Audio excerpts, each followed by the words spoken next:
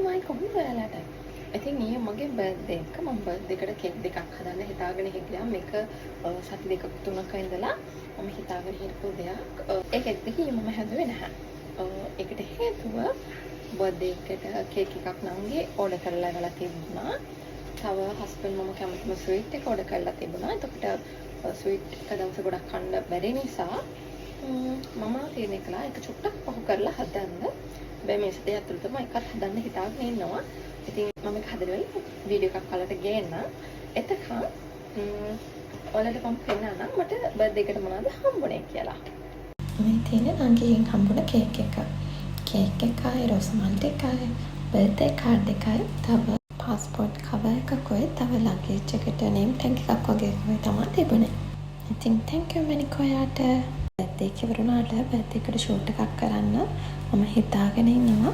ඉතින් මේක බලනවා ෆොටෝග්‍රැෆර් කෙනෙක් නම් එහෙමත් නැත්නම් ඔයා දන්න ෆොටෝග්‍රැෆර් කෙනෙක් ඉන්නවා නම් එයාව මෙන්ෂන් කරන්න. එහෙමත් නැත්නම් මට මෙසේජ් එකක් දාන්න මතක කරන්න එපා.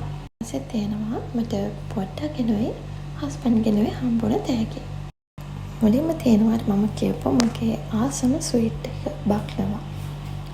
මම කලින් වීඩියෝ එකත් ඔයාලට පෙන්නලා තියෙනවා මේක. මේ තමයි මගේ ආසම ස්වීට් එක. ඊපස්සේ මෙන්න මේ ලස්සන මග් එක දෙකම ලටාෆ් එකේ යහරා පර්ෆියුම් එක. මාරම සුවඳයි. ඉතින් ඔයාලා ලටාෆ් එකේ පර්ෆියුම් පාවිච්චි කරනවා නම් ඔයාලගේ ආසම ලටාෆ් පර්ෆියුම් එක මොකක්ද කියලාත් කමෙන්ට් කරගෙන යන්න. මගේ ඊළඟ gift එක tripod එකක්. මම normally camera video කරන්නේ ring light එකෙන්. මේ පාක්ගේ කාලෙට ring light දෙකක් විතර use කරලා තියෙනවා. ඒක නිතරම කැඩෙනවා නිසා ඒක ඊට වඩා stable strong support එකක් වෙයි කියලා මම හිතනවා. ඉතින් ඊට පස්සේ තියෙනවා soft box එකක්.